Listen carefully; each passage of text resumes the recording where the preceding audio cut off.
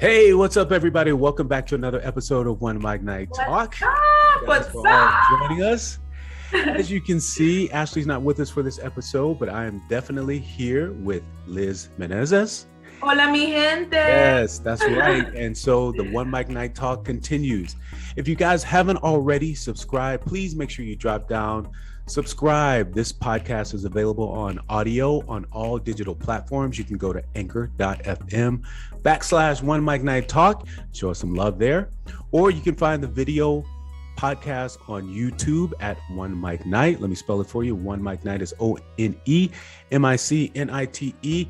And thank you all for joining us and leaving tons and tons of comments and sending us messages about the podcast and topics you'd like to discuss. So, what's up, Liz? How you doing? Marcos. I'll start off by saying this. You know, when you don't do something for a very long time, and then when you do it, you're like, okay, I know why I'm not doing that anymore. All right. Last night, I decided to support a friend and go watch them, sing and play and all that. And I hadn't drank. You hadn't drank, Marcos. I mean, I have like 5 years that I haven't drank. Wow. Yes. Wow. And I decided to try this new concoction. Now, I like chocolate. And I asked the person next to me, your drink looks really good. What is that? Oh, this is a mocha. I don't know what they said. And I said, I want one of those. So I had not one, not two, but three. Oh my gosh. Because you couldn't taste the alcohol. Can't taste the alcohol because of the chocolate. Right. So I was drinking it happy. I was sitting down, and when you're sitting down and you don't get up, you're not feeling anything. So I felt that I was increasingly getting more talkative. I was talking to people passing by, hey, that's hilarious. Hey, how are you? I was like a welcoming committee. That's hilarious. I know it's funny because even over the pandemic, I slowed down drinking. Yeah. So if you have one drink, it's like you got a little buzz going, you don't even notice. And especially if we haven't been out in such a long time. So, we have another drink, and especially if it tastes good, that drink sounds good. Chocolate, mocha. Oh my God. That sounds good. And it had little chocolate sprinkles in it. I was like, oh my God.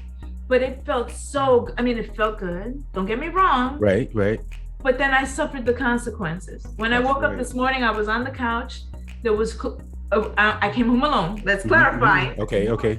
But there was clothes all over the place. It must have been that I came in and I was just like, I threw stuff all over the place. My apartment's, I don't know what I did last night, but I know that things are not where they're supposed to be. So there's a trail that happens to be all the time. It was a trail. Needless to say, orange juice for me when I go out again. Oh man. How about you? How have you been since the last podcast? Oh man, I'm good. It's just been, trying to figure a lot of things out, and some opportunities came by, and Ooh, I kind of fell short on one or two of the opportunities. I didn't I don't even want to say it. I got an email that was an important email. Subsequently forgot about it. Then a few days later, I checked the email, and it had some really, really important information in it that I should have taken care of 3 or 4 days before. So I missed a huge opportunity, to do something. So we're in the same wavelength, because I did that yesterday. I said, okay, it's time to do a cleanup of my email. Right. And I saw, not like you, not one, not two, but like 3 opportunities that I completely just it went over. Right. And do you feel like you're being overwhelmed with a lot of stuff right now? Because I think, is that why you feel like you missed it? No, you know what it is? I think I got so settled into we were in a pandemic, and I got so settled into we're really not doing much. We're just at home. And I got into that lazy mode, that lazy mental mode, and now it's where I see that I need to wake up. I don't know, I guess I was in a slumber. Some people used it for opportunity, for learning, for whatever. Right. But I guess since I was going through the chemo experience, the cancer experience, my mind was nowhere in let me be productive, let me grow. And now that I'm better, is where I'm getting back to work, and I'm seeing all these missed people reaching out to me for opportunities that I never really, I don't know, that I never really even thought of. Right. Yeah.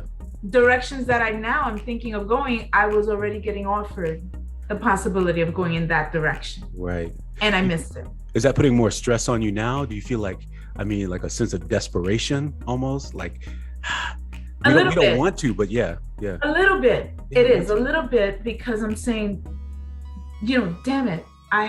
This was like there. Yeah. Instead of me trying to get that opportunity, the opportunity was being presented to me. Right. It was from schooling, from like paying a full, course to, yeah. Wow. So those things, to me, I'm upset at myself because I could have been more diligent.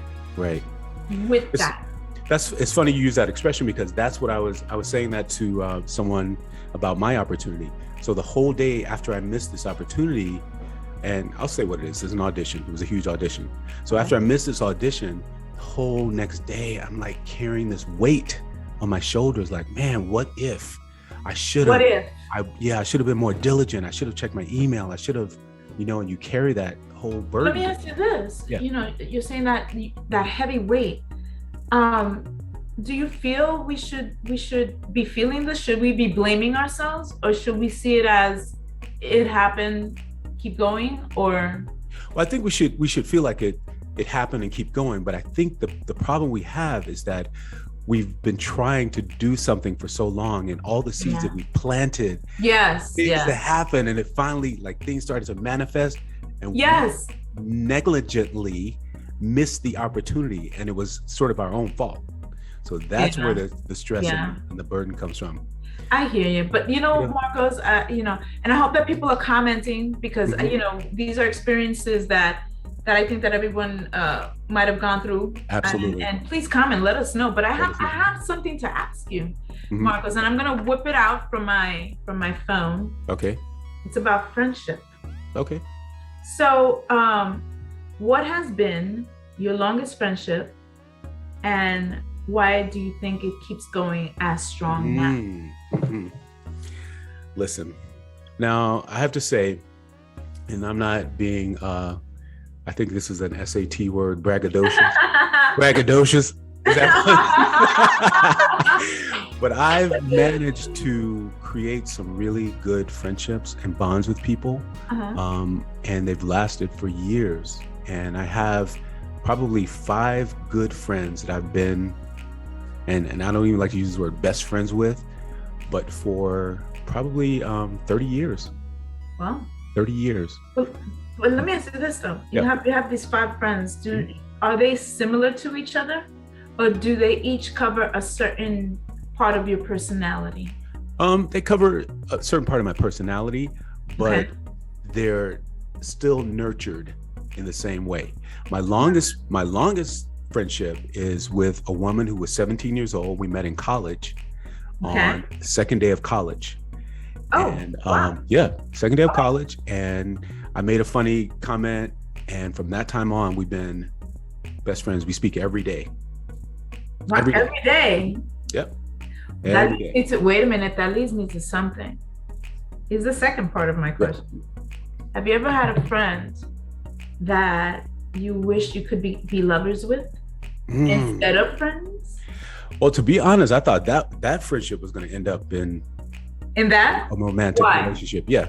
Why? Because when you're young, you're in college, you spend a lot of time with each other, getting to know each other, and when the dynamics between men and women anyway, you can be friends with men and women, but sometimes there's a connection that you have that's can lead to intimacy or sort of a liking for that person.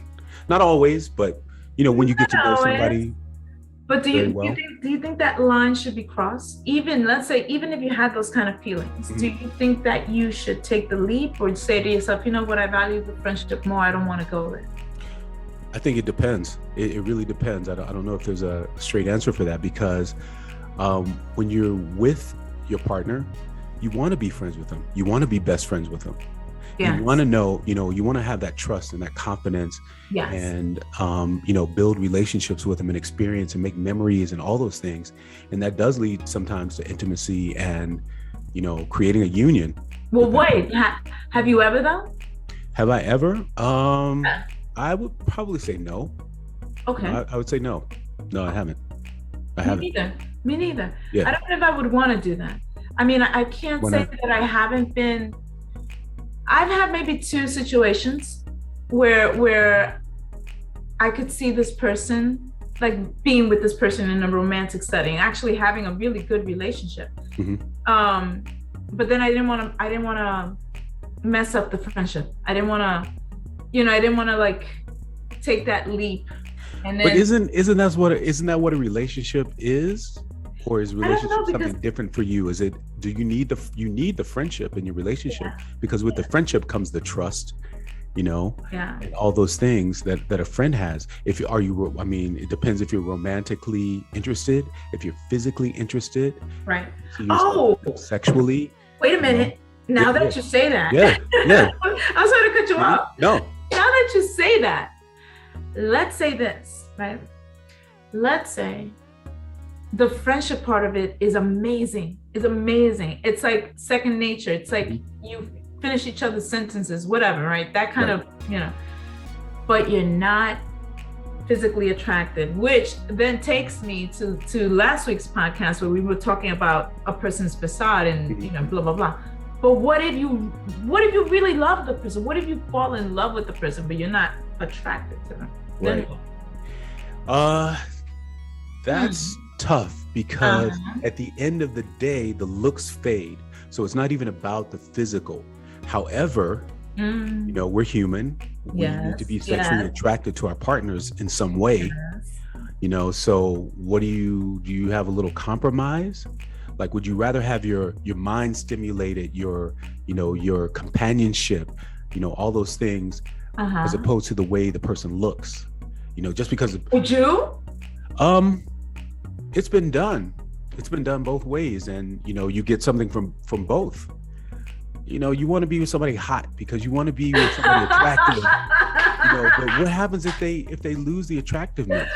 You know what I mean? Everybody's gonna lose their attraction. Yeah, you lose your attraction. Not only as you get older, but what happens if something happens along the way? Or what is your bond with that person? I think that's what the bottom line is. What's your true bond? What are you looking for in life? Who's gonna have your back? Who's gonna be there for you? When the chips are down. Let me ask you this then. Now we're getting into this even deeper. Let's say, right? You find yourself alone in your older age, right? As you're getting older, you find yourself alone. All of a sudden, you're alone. And that could be kind of daunting. Starting to date, as an older person, starting to get to know, it's tiring. Yeah. The process of you're investing yourself. Mm-hmm. So what do you think about that process as an older person dating? Do you feel it's more complicated as opposed to when you're young, or easier?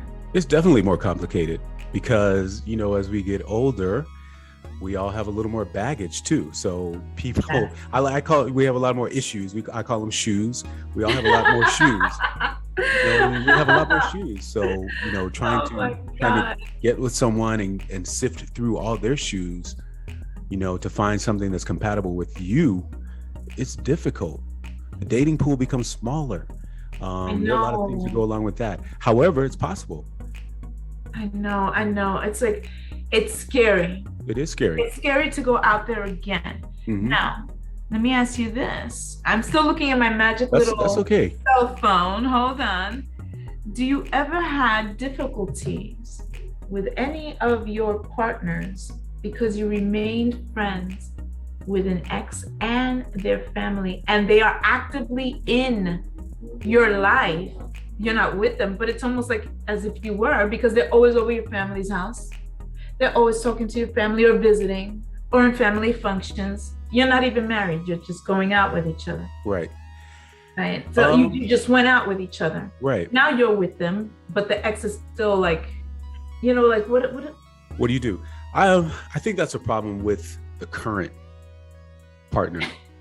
I think that, once you have a bond with someone, you don't relinquish the bond just because, the link that you had is gone. I mean, you do it to a certain degree out of respect for the person, but I'm not throwing away a friendship or a bond that I have with someone based on a current relationship. What does that say about my character?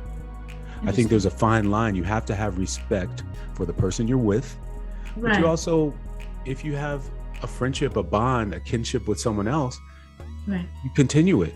I don't throw away relationships like that. I'm not that person. Interesting. I don't. Okay. Yeah, what if the person was to ask you, if you want to save our relationship? I don't deal with ultimatums like that. You can't. I would be. That's a good one. Yeah. Ultimatums. Yep. It's an ultimatum. I feel that in a relationship, when you start giving ultimatums, it's a form of control. And if you don't get what you want from the person, it becomes like even worse. Like the communication and the structure of the relationship just. Once you start seeing that, if you don't do this, if you don't do that, and why did you do this? That's complicated. You can't force anyone to do anything they don't want to do. You can't. There's no way. There's no way. There's no way you can do that. It's like, oh, and a question for you. Yeah. When you're in a relationship, right, and you start seeing these little red flags of discomfort, meaning maybe the way they address you, maybe, the lack of, maybe, either they're doing something or they're not doing something. Do you think that immediately you should abandon the relationship, or you should have a conversation? Or I think I spoke, okay, I'm going to say this again. I spoke to, I mentioned this on one of the other podcast episodes. I spoke with a relationship expert. Ooh, okay. Shout out to Dr. John DeFiaco. Yeah. So he recommended that you have a check-in, a partner check-in. How does that work? Once a month, when you're sitting down talking, you say, how are we doing in the relationship? How am I doing? Is there something I'm not giving you? Is there something more you need? You check in. You see what your partner needs. That way you don't go astray. You hold yourself accountable. Hold yourself accountable. Interesting. A lot of people might not be willing to do that because a lot of skeletons will come out of the closet. Right. But it's okay. You have to. You got to let the skeletons out of the closet when you're in a relationship. But that could be scary because you could discover within having this little monthly meeting that we're just not, I'm just not there with you anymore. It could lead to I think we need to, that's scary. Where does that go? I don't know. What do? Do you harbor those feelings? Do you harbor all those skeletons in your closet or things that you need from your partner, and never let it out, and you compromise your whole being and you go through your life and 50 years later? I want to be happy. I don't want to do that. You want to be happy. That's the point. Even if I'm alone, even if I'm not with anyone. That's it. And how do you function if you're alone? Going back to what you asked me. So you find yourself, older, 35, 40, 45, 50, and you are in the dating pool. Are you okay with being alone? I think that learning to be alone, Marcos, is essential. It's essential to learn to be alone, to know what you like, what you don't like, what do you, working on things for yourself. I think it's really important. It's very important. Someone who learns to live alone. I would have to say it's the most important. I like that. Yeah, I like that. I think it's the most important. Don't be afraid to say that, because we ourselves have to be number one. And I don't care, even if you're in a relationship, you have to remember the rules of life. And I say this all the time. Say it, preach it. Let's go. Here we go. Numero uno. God or the universe, which is whatever you believe in, your spirituality, God, right, comes first. Number 2 is me. I come second. And number 3 is family and friends. If I'm not okay, I can't do anything for anybody else. I want you to repeat that order, because why do I want you to repeat that order? If you don't mind, if you kindly do so. Because I feel that people fear saying, I should be number one. I feel that they feel that they should be last. Right. And everything comes, because you hear people saying, my family is first, my family is everything. Nothing wrong with that. No. You know, my job is first. I have to make, nothing wrong with that. Mhm. But where are you in the equation? So Where are you? one more time. I think people Let's go need to hear again. this. One more Numero uno, time. number one, Yes. God or the universe, whatever you believe in. Number two is me, I.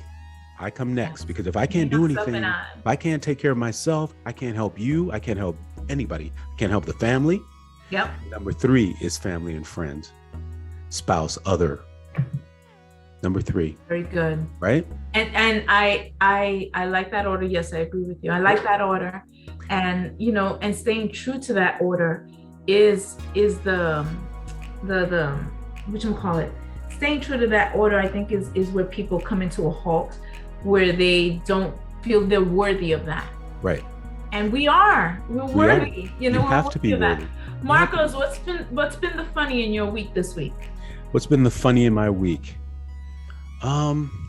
I don't know, Liz. I mean, I have to say my week is always good, because I go to work, or I go out in life with a happy attitude. I'm very lighthearted. I joke around. I play. I'm funny. I talk to people on my way to work. Or to see people. I'm just very lighthearted. Right. What's your power word? My power word? I don't know if I have a power word. What's your power word? Flourish. Flourish, because I feel that even if you're, and I'm gonna get all descriptive. Let's go. Even if your leaves get cut off, even if your trunk, if you're a tree, if your trunk gets chopped down, you're still gonna grow leaves. You're still gonna flourish. If a sprinkle of water falls on you, there's gonna start to be life. Something's gonna start to sprout. And I feel that we go through many layers and we go through many changes. But I think the whole point of life is to continue to flourish, to continue to be, to continue to expand, to continue to discover, and so flourishing is very important, and flourish in all the colors that you have, flourish in all the ways that you can. If something doesn't work, where else can I grow? Right. Where else can I expand? Right. Where can I put my seed so it'll grow? You know what I mean? So I think that flourish for me is at this time is good. I think I'm gonna have to adopt that one, but I think mine would have to be. No, it's mine, Marco. It's yours. I can't take it. It's mine, damn it. I'll share. Go ahead. I think mine would have to be maybe inspire. Okay. I try to live my life to inspire other people, but by inspiring other people, it inspires me. And my inspiration comes from people being inspired. So it's kind of like a loop. Like a loop, yeah. Yeah. Like an this is, I think that's why I created, this platform, is because I'm inspired by other artists doing what they do. And that in turn inspire me to do what I do. I mean, I'll tell you this, you have inspired me for many years, because I see that you have not stopped, and you still keep going, and you still find ways, like you just find different ways. And I'm like, you surprise me every time. It's like, oh, Liz, what's now, I have to say that it's the same thing about you. It's the same thing with your own life, everything that's going on. Thank you. And you still are a warrior.